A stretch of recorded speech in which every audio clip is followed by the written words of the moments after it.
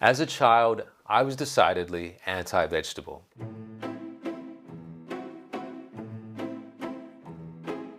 I mounted a staunch resistance against my mother's best efforts to get me to eat things like spinach, beets, and rhubarb. I was told I was being fussy. It turns out, though, that I may well have had the nutritional high ground. I, for one, and no doubt many of you watching, have been hearing increasing claims of health gains through eating more meat and less plant-based diets. With oxalate, a substance found in nuts, seeds, leafy green vegetables, and other places, being linked to varied bodily dysfunction. The most recognized, of course, and medically accepted being kidney stones. Today we'll look beyond this, though, to the gut problems like irritable bowel syndrome, joint inflammation, including gout, and even anxiety in connection to oxalate overload. To lay out this web of dietary consequence for us is Sally Norton, one of America's most prominent voices on oxalate danger. Sally is a graduate of Cornell University and she holds a master's degree in public health. Now she'll highlight the signs of oxalate overload, including those seen in the urine. She'll explain whether a carnivore diet is the best way to go, and she'll lay out some tasty and nutritious substitutes for some of the highest oxalate foods. Welcome to Vital Signs, where we learn how to get healthier from all angles, from the biochemical and nutritional to the things we do that nourish our minds and our souls. I'm Brendon Fallon. Sally, it's great to have you join us on Vital Signs today. What a pleasure to be here. Thank you for having me. Just to start with, I want to let you know how I got interested in this topic of oxalates, and it was actually through a friend of mine who's been on the carnivore diet for 2 years now, and she's been telling me that on this diet she's had improvements with gut health, with mental health, she's got less joint pain.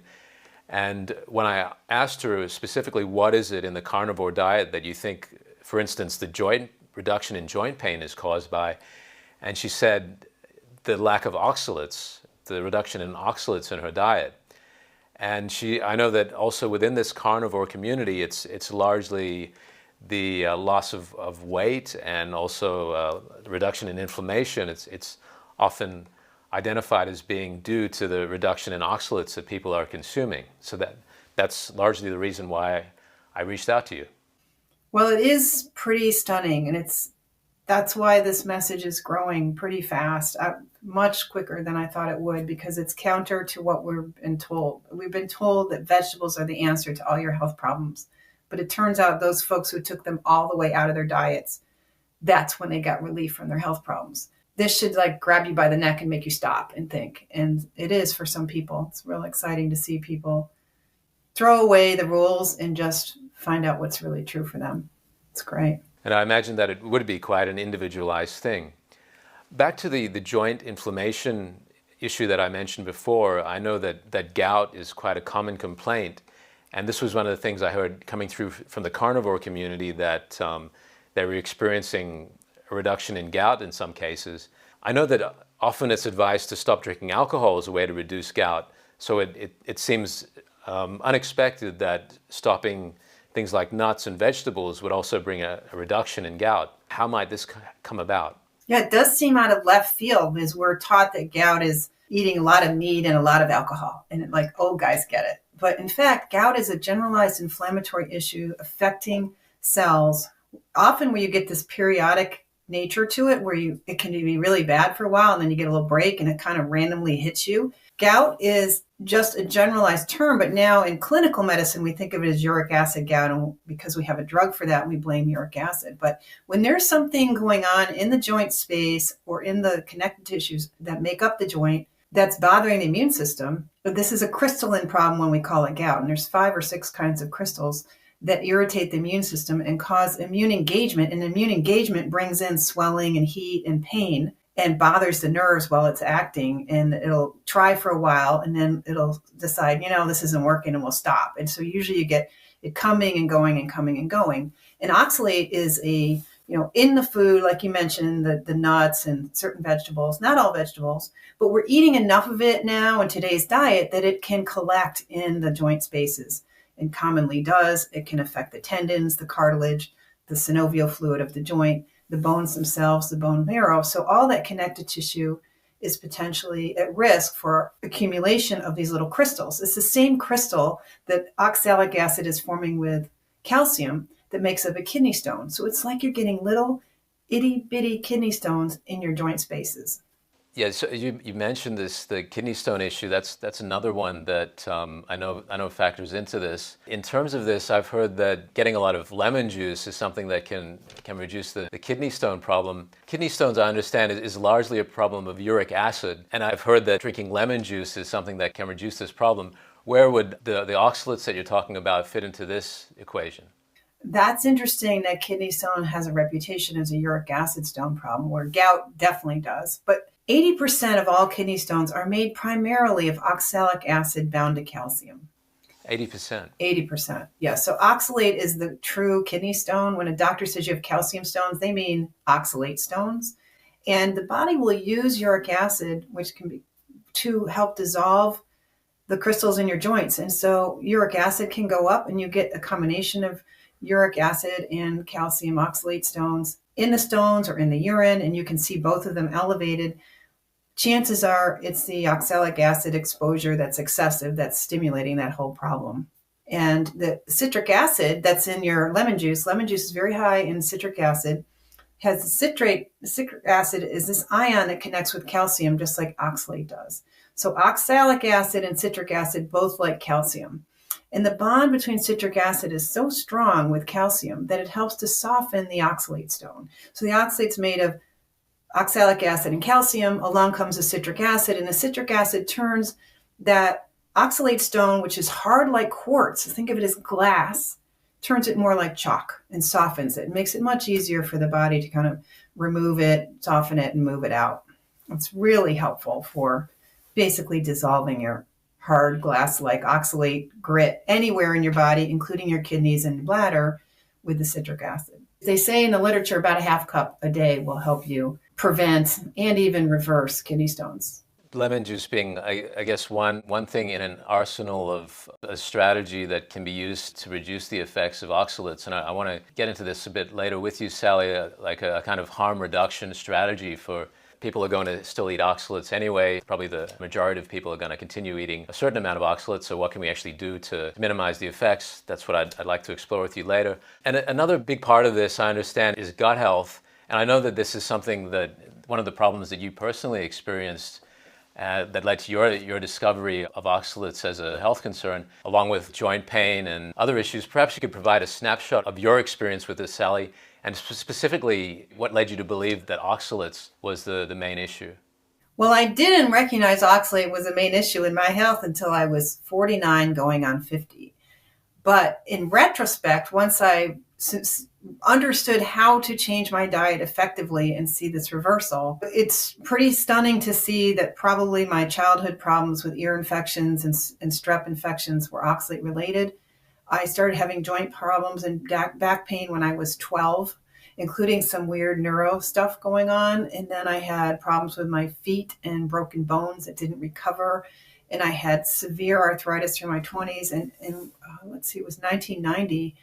I developed severe irritable bowel syndrome that just never went away. And it became later a problem with chronic belching, bloating, and even hiccups. And it turns out that all those things are neurological in nature. It's part of the neurotoxicity that looks like a GI symptom. So you might think of it as, some kind of bacterial imbalance or overgrowth because of all the bloating and belching and so on. But it might, in fact, be oxalate causing a dysregulation of the way the muscles work in the gut. So oxalic acid, and when you're eating plants like spinach, chard, beet greens, almonds, cashews, peanuts, these really high oxalate foods, a lot of the gluten-free grains like the pseudo grains like quinoa, teff, chia, all that stuff is high in oxalate, but you're getting oxalic acid, which is a tiny individual molecule that's an ion that gets in your blood, and calcium oxalate crystals that the plants make. Now, those crystals, some of them are specifically designed to wound your digestive tract. They're like little arrows or double-pointed toothpickies, really tiny things that can get through 2 cells deep and literally wound the mucosal membrane that lines your mouth and your entire digestive tract. So eating this shredded glass is caustic and stressful, and so is the oxalic acid both. So you can get into trouble with oxalate but often it comes along with some other plant toxins like lectins and other things that do their own damage. So if you're eating a diet that's full of these things, you could end up with gut problems. Now, the gut is more than digestion. It's your nervous system, it's your immune system, it's a whole sensory organ that's helping the body kind of know the outside world by knowing what you're eating. So it's quite a problematic center when you get into chronic health problems that have gut problems. And oxalate can get that going. It can get neurotoxicity going. It can get connective tissue problems with your joints and this kind of inflammatory swelling and pain syndromes that are affecting your joints and connective tissue. So it's a pretty tricky, and what people really have trouble wrapping their heads around with an item naturally in food that's causing problems is they're used to thinking of it as like an allergy, but this is not that. This is a toxicity. So we're gradually poisoning ourselves by eating levels of oxalic acid and these crystals that are beyond what our body is built for. So the idea with recognizing this is we have to start paying attention to how we're overdoing. It's not about going to zero. It's not like you have celiac disease and you can't eat any wheat of any kind and you have to like have a special kitchen. It's not that difficult. It's a matter of knowing that we've actually put our diets at a level that is super dangerously toxic, and we just need to bring it down a bit to save ourselves from suffering. With so many different things, different food ingredients to be concerned about nowadays, I mean, there's been such a focus on sugar, like people reducing sugar in their diets and finding relief from different problems like inflammation and different types of toxicity, going low carb, reducing processed food. Specifically, how are oxalates identified as the core problem? Well, really, fundamentally, when your body starts having trouble working well and is struggling with things, it's from two major problems: toxicity and nutrient deficiency. If you're not toxic and have all the nutrients you need, your odds of having problems, even with eating sugar, are very minimal. People have been eating sugar a long time, and a lot of it too, for a long time. But nowadays, people seem to be more sensitive to sugar, and getting rid of sugar seems to be helping calm things down. But that is possibly handling a secondary problem, meaning a problem that stems from a more fundamental problem underneath of some form of toxicity and nutrient deficiency. And oxalate causes a toxicity and a deficiency and interrupts the functioning of your gut, your nervous system, your immune system. And when your immune system and your gut and your nervous system aren't working well, the ability for you to recover from this toxicity gets worse with time. And toxicity is something that we're used to thinking, well, pollution or a little lead or some this or that. But thinking about plants inherently having their own toxins as part of their physiology, what they need for their lives and their self-defense, it's off the radar right now. So I think the biggest hurdle is the mental hurdle of thinking of plants from a Disney movie, like, oh, the plants are here for us and they want to be all sweet and eaten and all perfectly safe. And that's not their job. They're out there fighting the fight of nature, which is a tough place to be to survive. And some of what they do is poisonous to us. And the way we're choosing to eat now, ignoring the oxalate problem, is unnecessarily putting people at harm's way. Yeah, that's an interesting point. The fact that the plants have their own defense mechanisms, and those can kick in and be problematic to humans trying to consume them. Can you give an example, Sally, of, I guess, particularly on the side of the joint pain, kidney stones, of someone you've helped in terms of these issues and the kind of results that you saw? If people are looking for inspiration in specific cases, I can, in addition to mentioning a few here, advise you that if you look at my YouTube channel, we have at least 13 cases of people sharing their stories, including Mark Sash, who's a hiker who lost his ability to hike and is now his knees completely restored. And he does solo treks with his self-sufficient with a giant pack and goes for weeks on end and is completely better with having learned about the oxalate. He used to be a big juicer. So that one's on YouTube. And if you peruse through the book reviews online, you'll see people sharing stories left and right. I get it all the time where people lost their ability to hike or play pickleball or this or that, and they got in a low oxalate diet and now they're able to get out there and do things. So there's a few of those on my YouTube channel, but it's pretty exciting. I myself had disabling foot pain that continued to bother me and make it impossible for me to do sports and running for 30 years. And when I got off the oxalates, now I can run barefoot. I can play Frisbee or whatever. Now that I'm 60 something, I get to do those things, but I couldn't for most of my life. Specifically, what kind of mechanism in the body do you put that down to? The fact that you've reduced oxalates and now your foot doesn't have that kind of sensitivity anymore. What's actually happened there? Well, in my case, it seems to be connective tissue maintenance problem. So having continuous exposure to oxalate causes a weakening of the connective tissue. It causes an acidity that breaks down collagen, and it causes a chronic inflammation that adds to that acidity. So when there's acidity, the collagen fibrils break and your connective tissue loses its strength.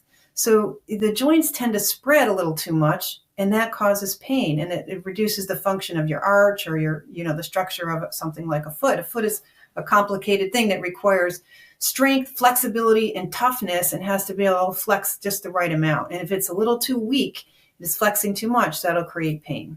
There's also problems with the bone integrity because you're creating some degree of osteopenia or osteoporosis, and the bones themselves become endangered of cracking and breaking and having another source of pain. What are the top 10 offenders on the oxalate list that you'd say are doing the most damage to people's health? Potatoes, because they're so universally used day in and day out. You can get hash browns, fries, chips, baked. I mean, all day long you can have them 3 times a day. Now sweet potatoes are really popular. Peanuts and peanut butter, because again, we start using them in childhood and use them over and over again. Chocolate has become like something that's supposedly healthy for you now. So more and more people are doing darker and darker chocolate more often, thinking they're doing something healthy. The darker the chocolate, the less healthy, the more oxalate. Right, the more oxalate. So you're 100% dark chocolate. That's the most oxalate concentrated. Yep. So you're better off buying the milk chocolate. You're better off with the milk chocolate. Might as well enjoy yourself. You might as well. And probably you ought to get wise to lead and cadmium and ask your chocolate companies to test their chocolates, because there's other toxins and natural ones and the contaminants that get picked up in the growing process and processing process. So chocolate has this healthy glow without maybe deserving it. And that's true of spinach, chard, and beet greens. The really off the chart thing is chard and beet greens and spinach. Those are now being pushed on us as the answer to all your health problems. If you just eat enough of these things, you can do what you want. And papering them over health problems or over a marginal diet is the worst thing you could do. Yeah, I mean, Popeye, right? We got that. We were indoctrinated into spinach as children through Popeye. And it's so sad that we took a cartoon to be a cultural truism, when the science showed in the early 1930s, when they were working out the B vitamins and everything, that you feed spinach to test animals in the lab and you will give them health problems. They will have miscarriages. They will give birth to stillborns. They will have small body weights. They'll have weak bones, and they'll be quite sick and cause severe calcium deficiency and a number of health problems from feeding the animals spinach in their diets. And so we've known through children's observation of children as well, we knew by the mid-30s that spinach was not safe for young people, for sure. What would you say is the most compelling research evidence to indicate the danger of oxalates, and particularly on the joint pain side and the kidney health side, or in general? You know, the research is not that obvious on the surface, and that's why you don't know about this. If there was like 2 or 3 home run papers and there are some newer papers that are saying, hey, look, oxalates have a problem with general health. Oxalates are a big deal. But I don't think it hasn't sunk in the medical research world how much the food oxalates that we're eating and the vitamin C, which converts to oxalate in the body. And that's another big one that's on that top 10 list is your vitamin C supplement. Most people take a gram pretty routinely. Some are taking much more than a whole gram of vitamin C daily, and that is definitely producing a high oxalate problem in the body. So as long as we are still in that same mentality from the 1930s here nearly 100 years later of, let's not worry about that because that's in foods, people ought to eat them. Dangerous attitude in this era now where we have almond milk and almond butter and keto, and especially plant-based keto, which is really probably the most likely way you're going to start getting into trouble with oxalates, because you'll have your dark chocolate and your spinach smoothies and your nuts all over the place. Nuts are filling in for plant-based meat that's low carb. And yeah, so we've got some ideas out there. As long as we're ignoring the oxalates, it's putting people in harm's way. And it's quite serious if you think about young families, pregnant mothers, breastfeeding mothers, and young infants. It's a lifetime that we're compromising potentially. The point that you made earlier about oxalates amplifying nutrient deficiency is an interesting one. Specifically, which nutrients would be encompassed here? Most of the minerals would be calcium, magnesium, iron, potassium, and then B6 and B1. So you're mineral deficient. This is where you get into more of that neurotoxicity, more of the vulnerability to arrhythmias and heart rate problems, blood pressure issues, and so on, because you need enough of these electrolytes, calcium and potassium, particularly in order for the pacemaker and everything to work properly. So that's really serious because cells have to have control over their calcium and potassium and have ample supply. And deficiency in that area makes you really vulnerable to lots of problems. Is this more of a problem for people who are eating raw food? Is the oxalate danger mitigated at all through how you cook the food? Only a tiny, tiny bit with certain foods. Mostly it doesn't matter, raw, cooked, whatever, because heat does not destroy oxalates unless you get into the incineration level of heat. You need really high heat in order to incinerate crystals and oxalic acid. It's pretty impervious to heat. It lasts a long time. So if you boil certain vegetables like broccoli, you can lower it maybe by half. And for a medium food like broccoli, that's a great idea. So I highly recommend boiling broccoli and the cabbage family vegetables. That will lower, like your Brussels sprouts, if you boil them first and then roast them and put whatever on them, that might be a good approach to them. But with cooked spinach, you basically take a mass of spinach and you concentrate it. So in fact, cooked spinach is going to have more oxalate in it because you're going to end up eating more of it because cooking shrinks it down.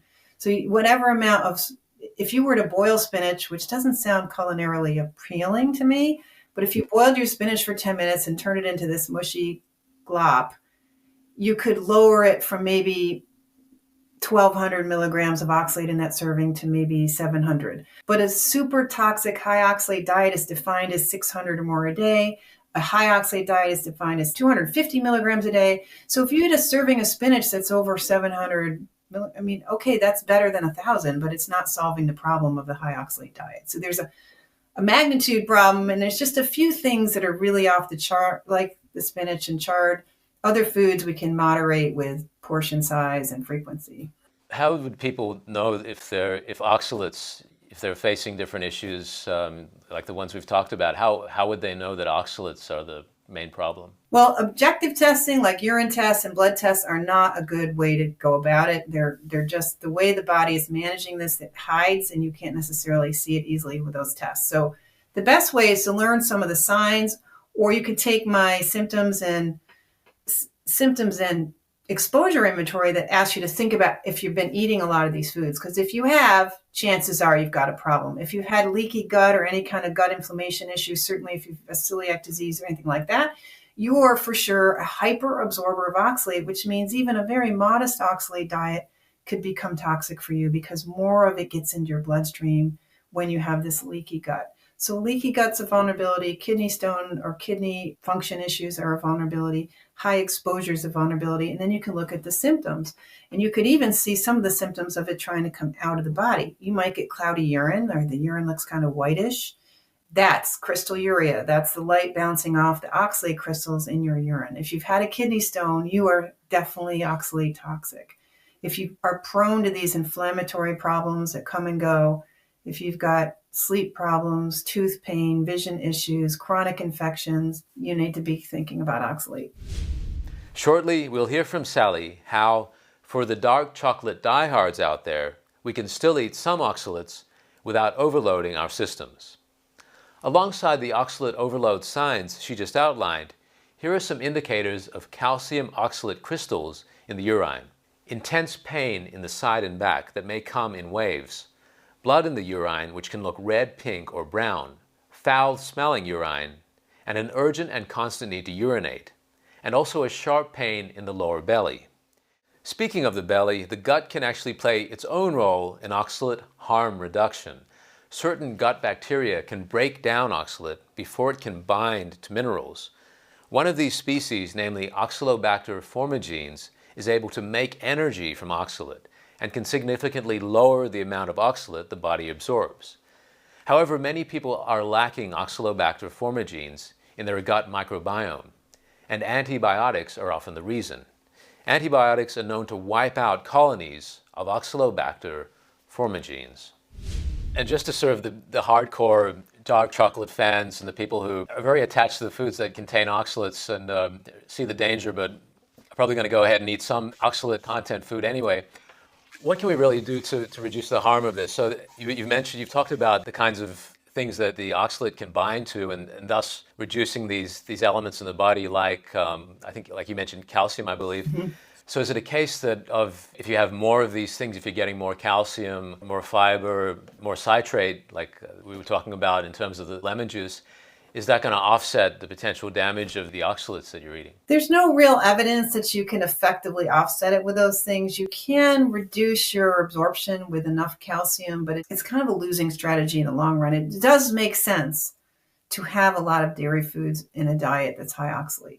That is a little bit of a protection, but it's not a real guarantee. And a lot of people these days are having trouble with dairy foods anyway, so that's not a great option for everyone. And, it's a gradual learning process to learn where the oxalates are, which foods are having them. So it's not something you have to do in a day. It's something that you lean towards and stay conscious of over months and months and perhaps years. And start realizing, I can live without Swiss chard. I can figure out lettuce is good enough, or some collards or turnip greens. I can have those instead of Swiss chard. I don't need beet greens. You just happen to grow up on them, or they happen to be in the store marketed as dark leafy, must be great. Don't buy the marketing. Know that those foods are really worth leaving alone. And so you can reduce the use of spinach chard. Those are easy ones. And there may be other ones like, I don't actually care about potatoes, whereas a lot of people are quite addicted to their potatoes, their peanuts, their tea, and their chocolate. I would say those four are the ones that people have the most trouble with. A lot of people can learn to not eat so many beans because white beans, like the baked beans, kind of the Boston baked bean type bean, really high, black beans, those would be good to not eat so much. And sometimes you go out for barbecue and that's the side everybody wants, so they're still in the diet in ways that, maybe you could have coleslaw instead of the beans. Maybe you could get used to less potatoes. I think you can if you just realize that it's something to start to learn to do and not expect yourself to be perfect at it right away.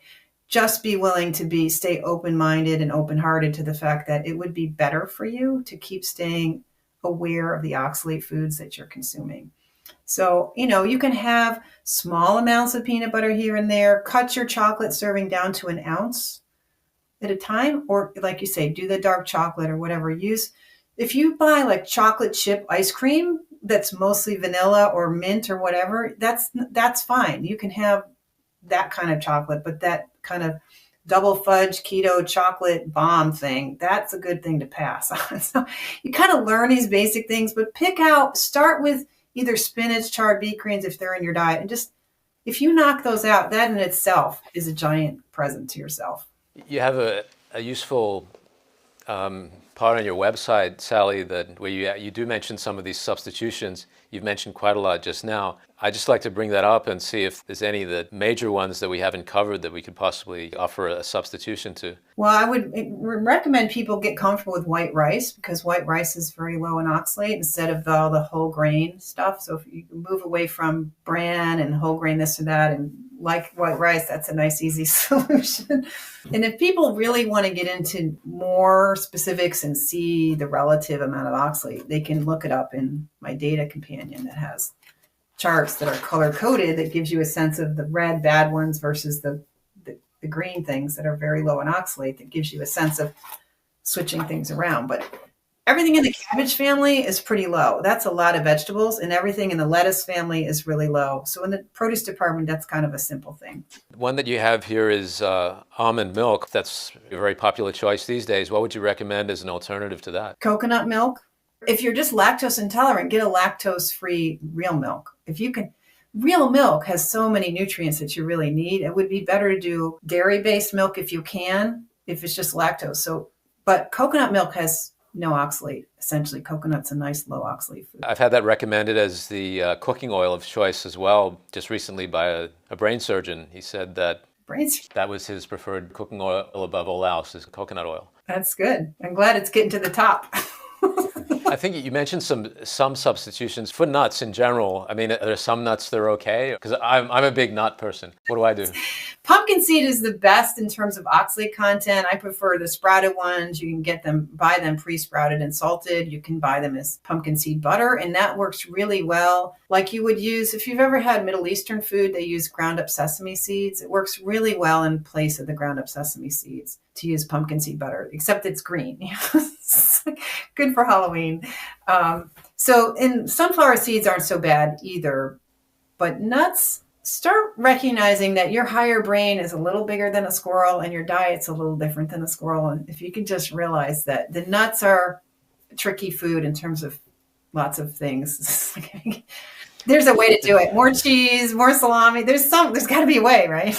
Yeah. The practice of soaking nuts is, I've heard, is a way to maximize their nutrient content. And would that have any effect in terms of oxalates? That's true with grains and seeds and nuts, that this activation, trying to get them going towards germination, puts them in a state where there's less phytic acid and other anti-nutrients in them. We haven't had enough serious attention and research, but the preliminary testing suggests, which makes complete sense from botany's point of view, when you soak a nut, see, in Toxic Superfoods, you will see a picture of a raspberry seed and you'll see the little oxalate crystals on the outside of the raspberry seed.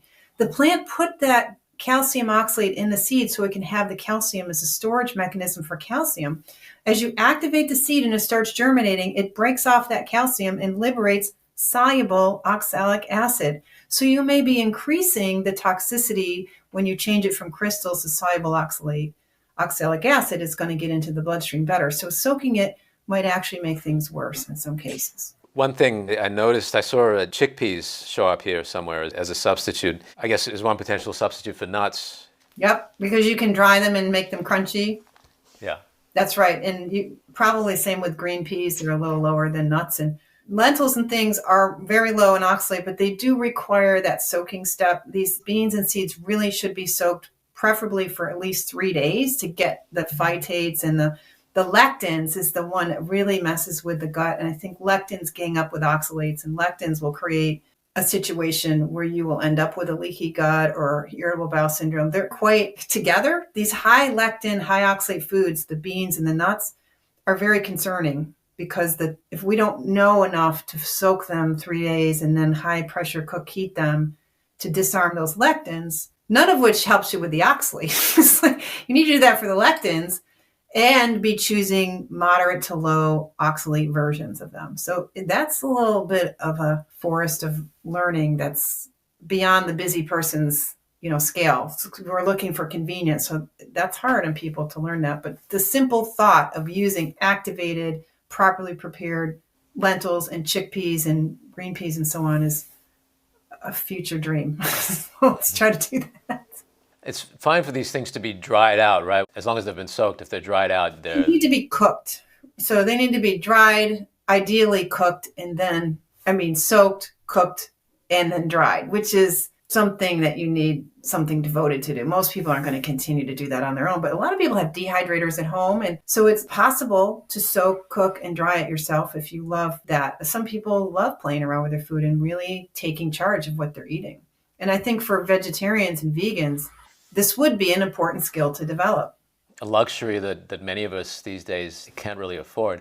But yeah, that is the ideal. I used to really enjoy the dried chickpeas. I used to find those in certain stores, but haven't been able to so much lately. So something like that, you could assume that's pretty safe. Like they've been roasted and they're presumably been. As long as you have good gut health, because I'm not convinced the lectin treatment, the 3 day soaking, went into the commercial product. That's very unlikely. As long as you really feel your digestion is fantastic, then yes. But if you're struggling a little bit, you should suspect them as potential another irritant because of the lectin side of things. In a moment, we'll hear if a carnivore diet is a good option and what oxalate shedding is all about. But first, here's a look at my talk with board-certified neurosurgeon Dr. Russell Blaylock on the prime ADHD and autism risks in food. They constantly talk about cholesterol, but cholesterol, if it's unoxidized, doesn't cause anything. It doesn't bother you a bit. In fact, you need cholesterol for proper brain function and formation of hormones. There's a lot of uses of cholesterol. What happens is it becomes oxidized, particularly the omega-6 fats that are connected to it, and it oxidizes, and then it causes trouble. It produces free radicals, it produces inflammation, and it leads to chronic disease, particularly atherosclerosis, heart attacks, strokes. Afterward, find the link to that video at the top of the comments and also in this video's description below. And subscribe for full access to our ever-expanding insight on fine-tuning your health. Just hit the big red button below. Well, should people just go carnivore to solve the oxalate problem? There's so many people doing carnivore these days. Is that, I know you don't recommend it, but is this a path for some people? Everything has a spectrum to it, and you can use the term carnivore and have lots of meanings to it. So if you're defining carnivore as only meat, water, and salt, which is sort of the extreme end of it, I don't recommend that for very long. That's a kind of elimination diet that's very useful. The principle of making animal foods the centerpiece of your diet is 100% correct. We are by nature carnivores. We are by nature hunters. We thin out the herd. That's our ecological niche. We thrive on that. That's the nutrients we need. That's the digestibility we need. And so moving towards more cheese, more meats, more eggs, more dairy is terrific. And I recommend that, you get 30 grams of protein at a meal. That tells your body to rebuild your bones and muscles and helps make you hearty and well nourished. So, I think there's a lot of problems with protein deficiency, and this would be great if people would recognize that animal foods are indeed appropriate and can support excellent health and are necessary for excellent health. So that's great. Move towards carnivore, but being plant-free completely means a zero oxalate diet. So if you used to be high on the nuts and the potatoes and the veggies and so on, and you go to zero, at some point the body will mobilize oxalate that has collected in your thyroid gland, your eyes, your joint spaces, your cartilage, your tendons, your kidneys. And that mobilization of oxalate can re-poison you again, and you get into these waves of gout and arrhythmias and aches and pains and mood problems and irritability, lost motivation, anxiety. Things can come up, and if they do, it's not because your meat-based diet is unhealthy. It's because your previous diet was loaded with a toxin, which is now on the move in your body. Your body is happy to get rid of it. When you lower out of that danger zone of consumption down into something that's more appropriate, the body will want to release it. And that's something to manage. That's a whole nother lesson about, maybe I need to add back in a little bit of chocolate, a little bit of tea, a little bit of potatoes. So those same foods that we said were hard to give up are actually useful to you when you've got enough animal foods where you can now manage this toxicity that's happening with your potatoes, peanuts, tea, and chocolate. So it's, again, the whole story comes full circle where you can come to some reasonable mix of a diet that works for you socially and physiologically and so on, that can bring you to better health and better long-term vitality. The process you've just described there, I understand this is known as oxalate dumping. How long would someone expect this to last for as the body is ridding itself of these oxalates? Well, we don't know if there's a bottom there. The bones and bony tissue and probably connective tissues and tendons have the potential to hold on oxalate for a very long time. The process of removing it is quite difficult. It's like a hazmat situation, and the immune cells are trying to eat these nasty crystals, and it's difficult, dangerous work, which will create gout-like pains and all kinds of symptoms that will come and hopefully go. And that coming and going can get even better. Once the kidneys clean out, then the rest of the body is more free to clean out. So this mobilization process, for some people, it carries on for 10 or 12 years. But really, once it gets going, which is not immediate with every case, some people wait. If they go full carnivore, I've had people come to me 3 and 6 years full carnivore, and now they can see this oxalate mobilization going on. And now they need to I got to get some tea, a little bit of chocolate, a little bit of potato, enough to kind of manage this, tell the body, wait, no, slow down. So this process hasn't been studied. It has not been characterized in the science because we have assumed that the kidneys get rid of it all, and this accumulation is only happening when you have renal failure. But that is obviously not the case, because so many of us, when we go full carnivore, we start shedding crystals off our skin, grit out of our eyes, cloudy urine, crystals in the stools, extra tartar on the teeth. You can see it, and it gets a little more subtle with time. But, I try to teach classes and provide information, including in the book, to give people a sense of how this can work. It sounds quite individualized. They reduce their oxalates, try not to be too extreme about it, and see how their body reacts, and then see if they need to reintroduce some if they're having this kind of oxalate dumping situation to intensity. Is that roughly the situation? Yeah. If you're getting sick and you realize that it's oxalates, the answer is eating more oxalates, getting more calcium, and learning how to balance that so that you can moderate it, because you do not want your immune system fighting so hard against these crystals so long. That'll promote autoimmunity potentially in some people. You're better off eating a little bit of oxalate and keeping everything quiet than stirring it up by being too low in oxalate. I see. So you don't want to be wiping oxalates out of your diet too rapidly, necessarily. One problem that a lot of people experience is cramping, and this is often associated with a magnesium deficiency. But could the oxalate shedding we've been talking about, could that be a factor in this?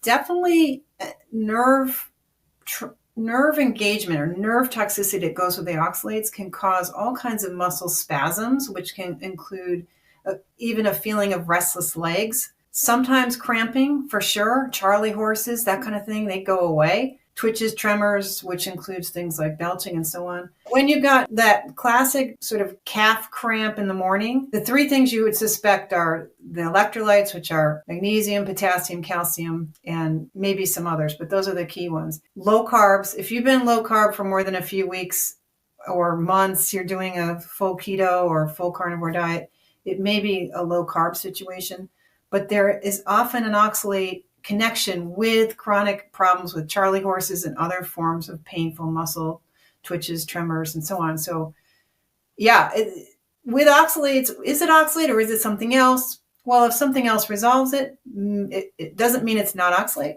But oxalate often comes with, I have to pee in the middle of the night. I'm waking up. I have to run to the bathroom. I have urgent urination. I have cloudy urine. I don't void completely. Urinary tract issues will happen. Mood issues will happen. So if it comes along with, I'm tired, I'm grumpy, and I'm peeing all the time, then I would blame the oxalates. Just for my clarification there, Sally, so the problem of cramping may not so much be an issue of oxalate shedding or dumping, but maybe an issue of too many oxalates, too much oxalate in your system, and that triggering a nutrient deficiency. Is that roughly right? Yes, it does, both coming in and going out. So you get this either as leg cramps or arrhythmias or other problems, more likely coming out, because when your body's removing the oxalate from the tissue and raising the oxalate level again in your bloodstream, because you're taking it out of your joints and your bones and your thyroid gland, you're going to have that inflammation adding to the acidity and adding to the cell damage that causes the cells to lose potassium and calcium and so on. And so the body ends up draining itself of these electrolytes, and you have to think about replenishing them continuously for years. In just a moment, Sally will explain how to know if your low oxalate diet is working. First, though, here's a snapshot of my talk with Dr. Russell Blaylock on the wheat, cheese, and cooking oil link to brain inflammation. The dyes that they use for these children, like red dye number 5, is associated with cancer and neurobehavioral problems. The gluten and gliadin, which are associated with wheat, where do you see this fitting in the toxicity scale? When the gut gets inflamed, if you're eating these foods and the gut's inflamed, it inflames the brain within minutes. And if you keep eating them, if you're eating them every day for years, your brain stays inflamed. And with autism, they found out that the microglia was not only activated in the child, but even 40 years later, the microglia was still activated. Afterward, find the link to that video at the top of the comments and also in this video's description below. And to get notice of new Vital Signs videos, follow me at Vital Signs Brendon on Instagram and at Vital Signs on X. So Sally, what should people really look for? What signs to tell them that their lower oxalate diet is working and that their health is improving through doing that? That's a great question. Now you switch to a low oxalate diet gradually, and you're trying to not get the symptoms of oxalate clearing. So you kind of want nothing to happen. So how do you know if it's helping you?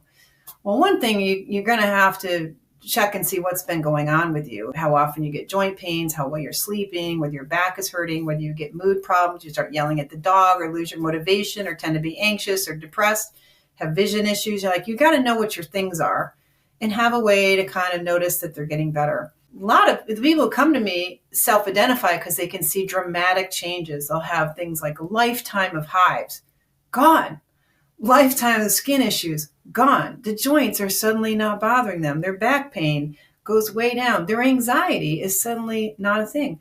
One of my friends who was showed early interest in this, she had had problems with alcohol and food addiction her whole life, and she's in her 70s. And she called me a month after I scribbled down what vegetables I thought she should incorporate on a napkin at a cafe. And she calls me a month later and says, you know what? I'm not an addict anymore. I can't believe it.